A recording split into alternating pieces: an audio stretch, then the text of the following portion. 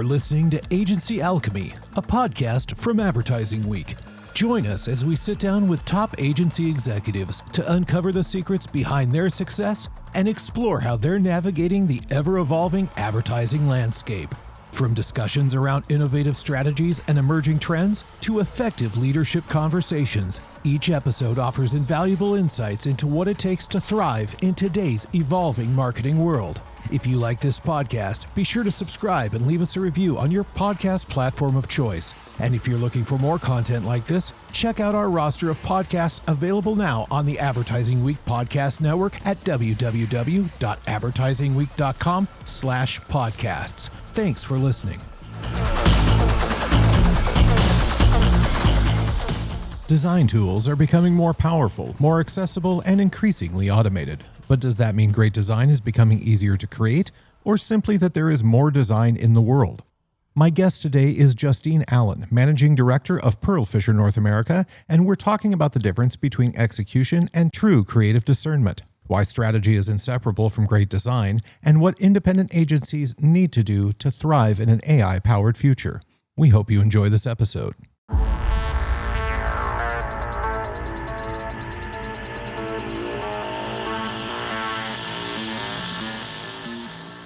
Justine, welcome to the show. I'm so pleased to have you on today.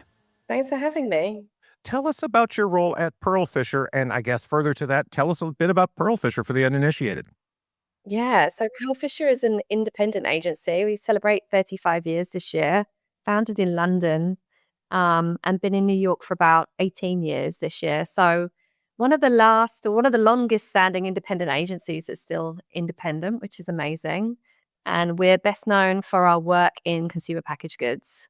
So brand strategy, innovation, design in food, beverage, personal care, beauty, and then kind of the drinks industry as well. We've designed for McDonald's, Seedlip, the world's first non-alcoholic distilled spirits, and Bioma are probably the three biggest projects that we're kind of known for. Excellent. Well, you've had a unique career path that spans account management, new business, and now agency leadership.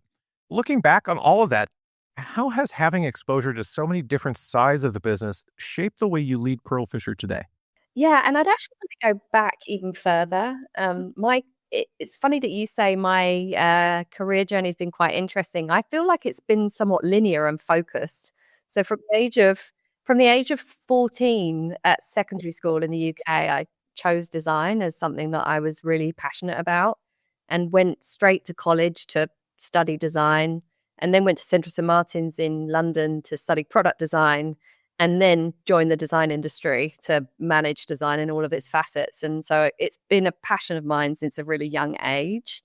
And I think I've always loved the combination of the process of creativity, but also the storytelling that goes with it. And so through all of the different facets of my career, working for Design Bridge in the UK, Turner Duckworth in California, and then Pearlfisher in New York, I've had such a respect for all the facets of the kind of design process, whether that be the design itself, the strategy, or the client relationships. And so my career has kind of allowed me to literally do every single little bit of that. And now I'm really lucky to lead the studio and all our departments to deliver the best work for our clients.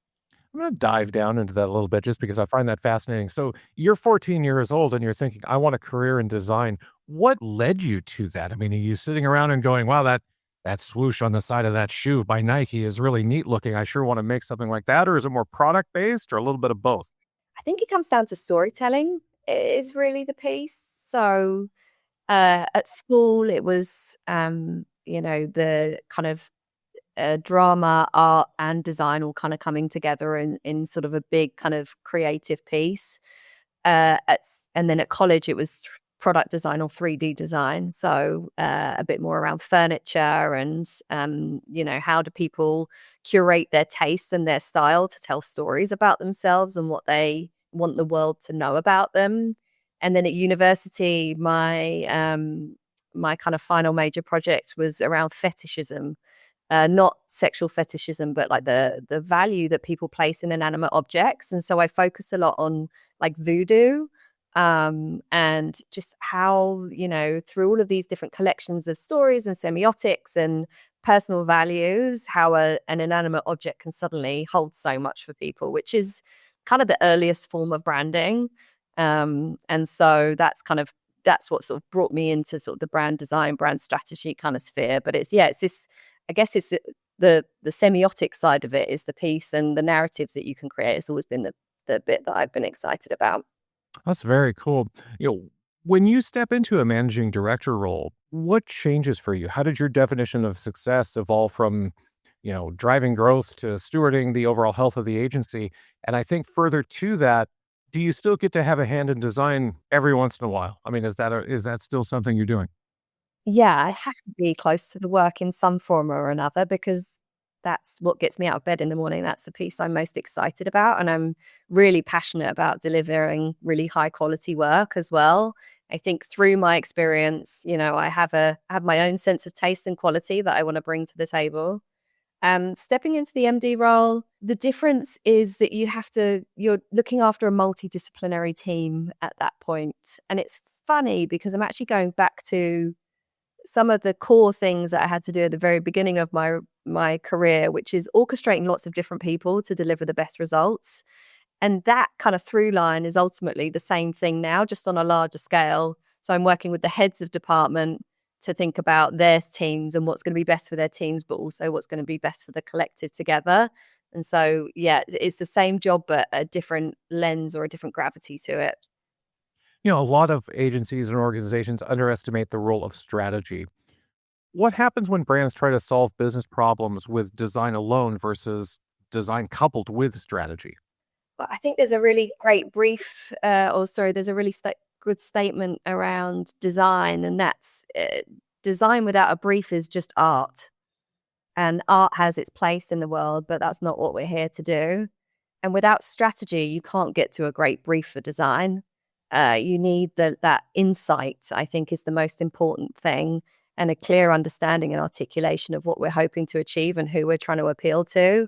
And so I don't think you can have good design without strategy. And that's really something that Pearlfish has been known for over the years, and something that we want to champion even more moving forward, especially in this day and age where I feel like design has kind of been made hugely accessible and democratized, which is wonderful.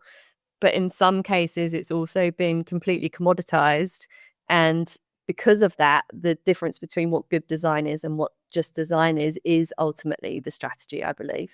When clients come to you at Pearlfisher looking for transformation, which is in my mind such a loaded word, but that's the one I'm going to go with. Yeah. What are the common strategic challenges then that you uncover beneath the surface? Are there patterns you see repeated across categories and industries, for example? Yeah, I mean, we've reached peak capitalism.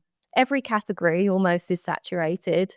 And so the brands that we're working with, whether they're new entrants or they're, global icons, are all trying to create a level of distinction and relevance.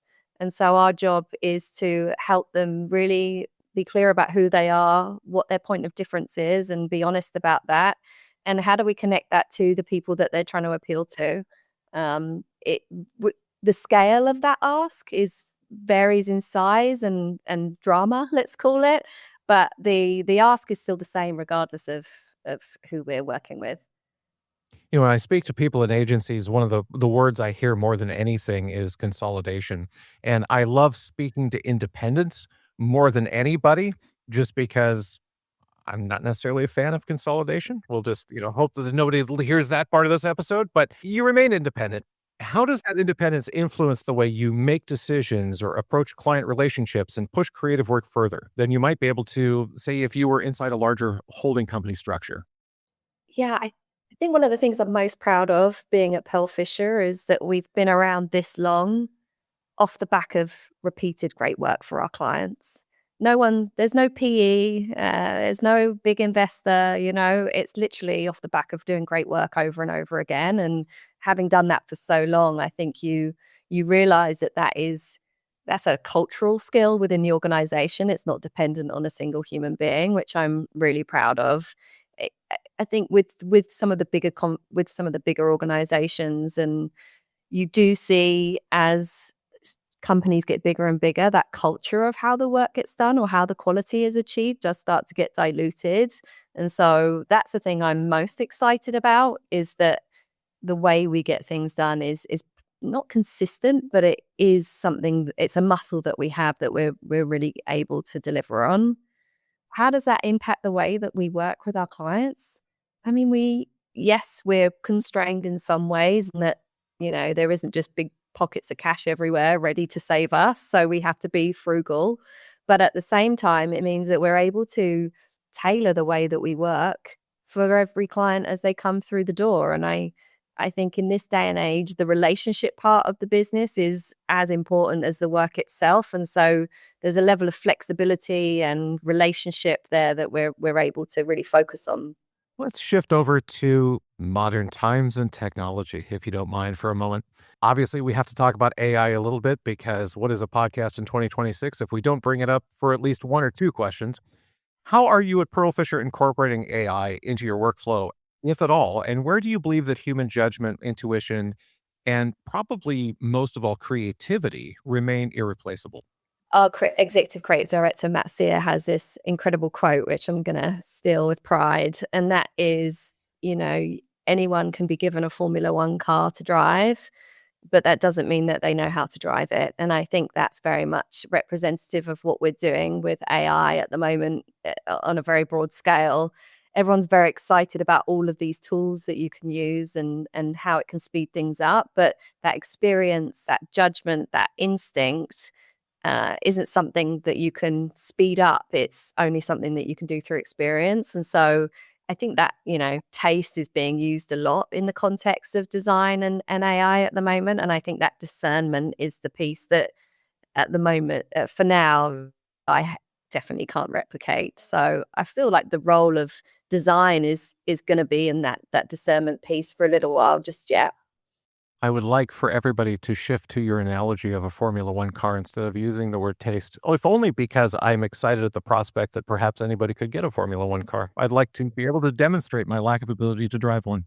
Yeah, I mean, it's those, how you hug those curves, those tweaks, those micro movements, those tiny little adjustments that mean not just winning or losing, but life and death when you're driving a Formula One. And no, design isn't quite as extreme as that, but that those subtleties, those details, that attention to detail and that craft is what makes the difference. And as you look ahead, what skills and perhaps mindsets do you think the next generation of agency leaders will need the most? I don't know that it's going to change that much, in that you need to be, a multi-hyphenate as if you're an agency leader. I was at a conference a couple of weeks ago talking about the future of design, and people are talking a lot about it in sort of these binary ways. Like, you need to have business acumen, you need to be technology savvy. It's all about speed. It's all about ROI. And actually, I don't think that it's as binary, let's call it. I think as an agency leader these days, you need to be able to hold all of them together in a very dynamic way all of the time. So it's technology and humanity. It's ROI and its cultural impact. It's, creativity and its data. And I think it's being able to balance all of those things, in any conversation at any time is really what's going to set different agency leaders apart for the future. So I'm at the moment trying to figure out where my, weaknesses are, let's call it, or where my gaps are, and build the team around being able to have that full conversation and that full understanding of what it means to be a successful business and brand at the moment. And looking ahead, say 5 years down the road, if you don't mind, what do you think will define the agencies that will thrive over that time? What will separate them from the ones that struggle to adapt? I think the quality of the work is always going to be the thing that sets agencies apart in terms of their success. And I see that becoming only more and more important moving forward. I think we're going to see a shakeout of a lot of that executional kind of mid-range work being taken over by, the bots, let's call it. And those agencies with true discernment, true strategy, And the agencies that can get to what is that irresistible human connection that we're trying to create in order to make people use and choose your brand over and over again is going to be the difference. And you're already starting to see that happen. And I can see that being, even more articulated over the next 5 years. Well, Justine, this has been fascinating. I appreciate you taking the time to be on the show today. If one wanted to find out more about you or your work with Pearlfisher or both, where would you send them? Send them to pearlfisher.com. Easy enough. Well, thanks so much for taking the time to be on. Thank you.